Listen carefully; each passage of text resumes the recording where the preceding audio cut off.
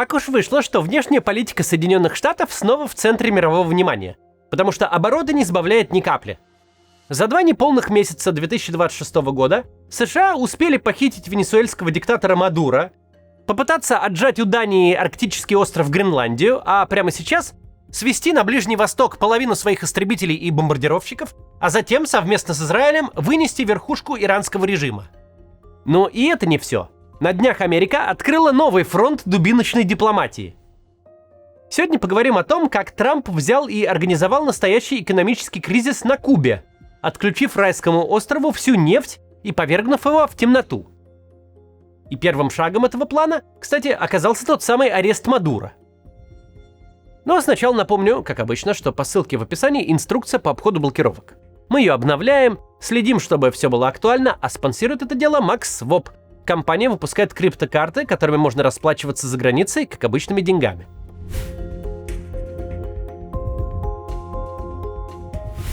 Первое, о чем стоит сказать. Кубой уже почти 70 лет правят коммунисты. Последние десятилетия жизнь в стране крайне непростая. Ведь, взяв власть, коммунисты никакой нормальной экономики не построили. Прежде, во время Холодной войны, Кубу поддерживал деньгами Советский Союз. Так что жизнь там была вполне сносной. Не стало СССР, не стало и денег, поэтому в 90-х на Кубе случился кризис. Кое-как в итоге справились. Страна выстояла, как и правящий режим. Но одна проблема экономики осталась – нехватка нефти. Своих запасов мало, американские соседи с севера всячески мешают торговле, но как-то импортировать топливо все равно нужно. Настоящий союзник в регионе у Кубы был только один – Венесуэла, где много десятилетий правит диктаторский левый режим, то есть естественный союзник Кубы. Огромное везение было в том, что у Венесуэлы запасы нефти завались какие. Правительства Уго Чавеса и Николаса Мадуро с радостью снабжали братский кубинский народ нефтью. За денежку, конечно, но без каких-либо вопросов. Обычный дружеский социалистический бизнес. Танкеры ходили, деньги крутились, Куба радостно жгла венесуэльскую нефть и как-то поддерживала свою экономику. Пока Трамп не выкрал Мадуро. После той операции венесуэльские власти в целом хоть и сохранили власть, но поняли, что перечить Америке неблагоразумно, а то рискуют все вместе отправиться на спецтранспорте прямо в Нью-Йоркский СИЗО. Помимо этого, США просто пригнали в море между Венесуэлой и Кубой свой флот. И импорт, от которого зависит вся жизнь на острове, остановился. Тут уже встрепенулась сердобольная Мексика и собиралась была отправить свои танкеры, но им позвонил Трамп, в 10-й раз пригрозил пошлинами, так что решение пришлось откатить. Россия, известная своей надежностью как союзника, тоже пообещала прислать нефть и тоже ничего не прислала. Топливо заканчивается. Фактически для подобных ситуаций существует очень конкретное понятие, и имя ему блокада. Американские военные корабли и солдаты физически мешают кубинским танкерам привозить на остров нефть и топливо. В Карибском море по-прежнему осталось много кораблей американского флота, которые выслеживают танкеры, пытающиеся прорвать блокаду. Один из таких, Ocean Mariner, отследили журналисты New York Times. 29 января этот корабль пришвартовался в соседней от Венесуэлы Колумбии, тоже ни много ни мало экспортере нефти, и там этой нефтью загрузился. В документах они зафиксировали, что проследуют на Доминикану, куда и отправились, но уже у берегов Доминиканы резко повернули на запад и поплыли к Кубе. Их сразу же нагнал корабль береговой охраны США и вежливо поинтересовался: а куда же путь держим? Невозмутимый ответ: да в Доминикану плывем. Не помог. И береговая охрана проводила танкер на Багамские острова, подальше от острова Свободы. И хотя это самое настоящее, прям как по учебнику, морская блокада в действии, само это слово американцы не используют, потому что блокада подразумевает состояние войны. Юристы в Госдепе и Минобороны поднапряглись и придумали другое описание ситуации. Мол, на Кубу наложили карантин. А это, как вы понимаете, совсем другое дело.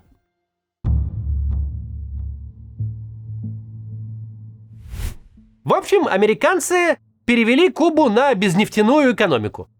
Проблема только в том, что у Кубы ничего больше нет. Практически все электростанции страны работают на нефти, как и заводы с фабриками. Никаких атомных электростанций нет. Ветряных тоже практически нет, разве что солнечные панели, которые люди сами устанавливают на крышах домов. Более того, американская блокада наложилась на собственные проблемы Кубы с электроэнергией. В стране уже более года случаются регулярные блэкауты, потому что топлива и раньше не хватало, а крупные электростанции то и дело выходили из строя из-за плохого обслуживания. Теперь поставок нефти нет вообще, и результаты для Кубы катастрофические. Отключения электричества стали дольше. Электричество не бывает по 12, а иногда и по 20 часов в день. По вечерам, когда электричество тратится больше всего, без света сидят 60% жителей страны. Энергию не дают не только людям домой, но и, в принципе, целым районам и городам, из-за чего, в свою очередь, отключается водопровод. Не ходит транспорт, потому что нет бензина для автобусов, а на улицах собираются кучи мусора, потому что его просто не на чем вывозить.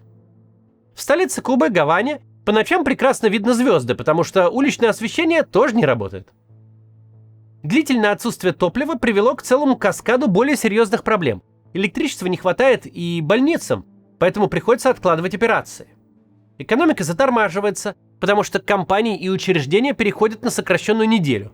Наконец, начинает не хватать еды.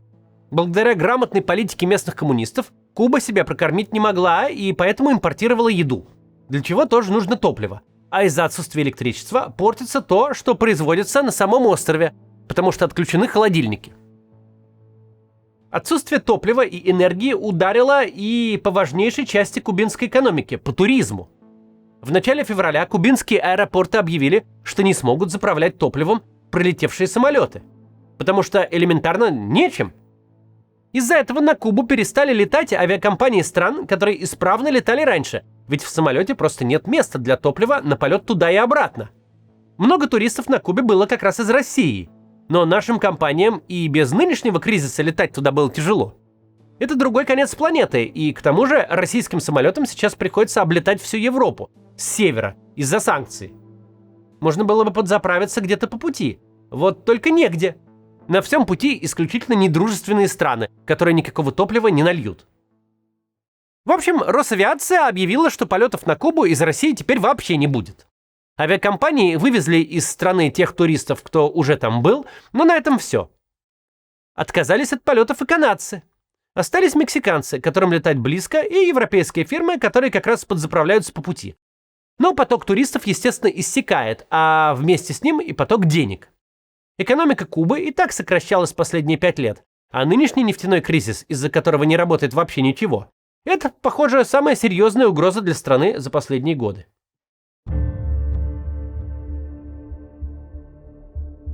Хоть нынешний кризис – самый серьезный удар Америки по Кубе за долгое время, но далеко не первый. В отношениях Соединенных Штатов и Кубы уже много десятилетий царит, скажем так, определенное недопонимание.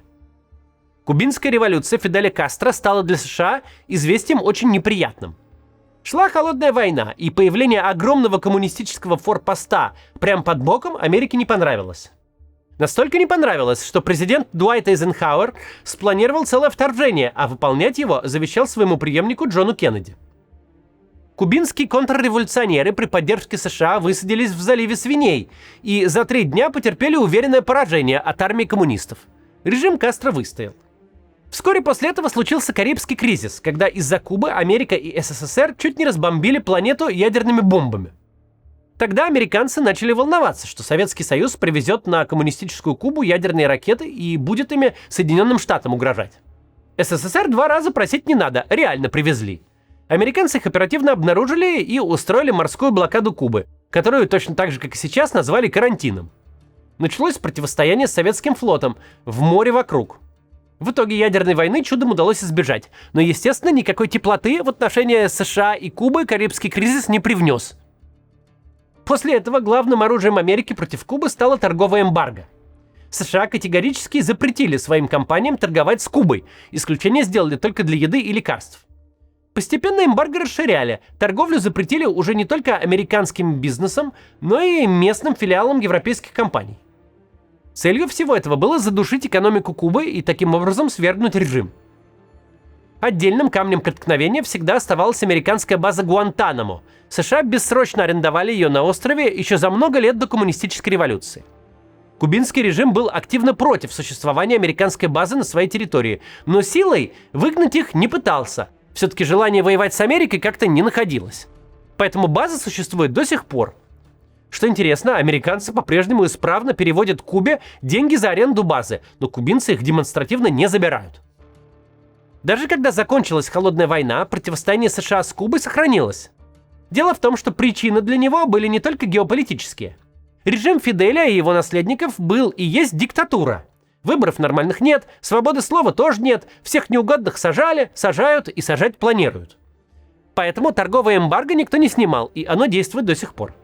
Никаких больше русских ракет там, может, и не будет. Но режим-то действительно лютует. Так что продолжим давить ради благого дела. Америку за это эмбарго в мире критикуют, потому что достается от санкций в итоге обычным кубинцам, а правители живут хорошо. Из последних президентов Америки какой-то другой подход попробовал применить только Барак Обама. Еще до своего избрания президентом он говорил, что что-то у США с Кубой идет не так. Эмбарго висит уже десятилетия, Куба прошла через экономические кризисы, а власти там сидят все те же, и реформ никаких так и не предвидится. Спрашивается, ну и зачем все это? Ну, не получается по-плохому, давайте попробуем по-хорошему. Решил Обама и устроил то, что называют кубинской оттепелью. Эмбарго он не снял, потому что установил его Конгресс, а не президенты, но некоторые шаги были предприняты. Обама разрешил отправлять на остров денежные переводы, разрешил американцам туда ездить. Это было особенно важно для кубинских иммигрантов в США, которые режим ненавидят всем сердцем, но друзей и родственников увидеть все-таки хотели. США выпустили из тюрьмы кубинских шпионов, а кубинцы – политических заключенных. Торжественно открыли посольства – американское в Гаване и кубинское в Вашингтоне. В 2016-м, к концу президентства, Обама сам приехал с визитом на остров. Потом открыл прямые перелеты между США и Кубой, а затем сделал важный шаг – разрешил импорт в Америку кубинских сигар и рома. Практически на каждом этапе этого процесса Обаме сопротивлялся Конгресс. В американских политических кругах позиции насчет Кубы в основном ястребиные. Эмбарго оставляем, дипломатию отменяем, надо крушить коммунистов. Во многом это влияние самих кубинцев. Не правительственных, конечно, а бежавших от режима. Первые десятилетия после Кубинской революции США радушно принимали всех кубинцев как политических беженцев. Поэтому приехало их много, и политическое влияние у них есть. Обаме же, пытавшемуся исправить отношения с Кубой, пришлось продираться сквозь мощные внутриполитические дебри. В итоге все усилия оказались напрасны, потому что после Обамы пришел Трамп и все отменил. Склонностью к дипломатии он и в первый срок не отличался. Трамп оставил только посольство, а поблажки откатил, потому что ни к каким демократическим переменам они не привели. Трамп был прав в том, что режим на Кубе действительно остался на месте. Даже когда власть на острове перешла от братьев Кастро к новому президенту, ничего не поменялось. Вот только гражданам на Кубе от американского эмбарго не лучше.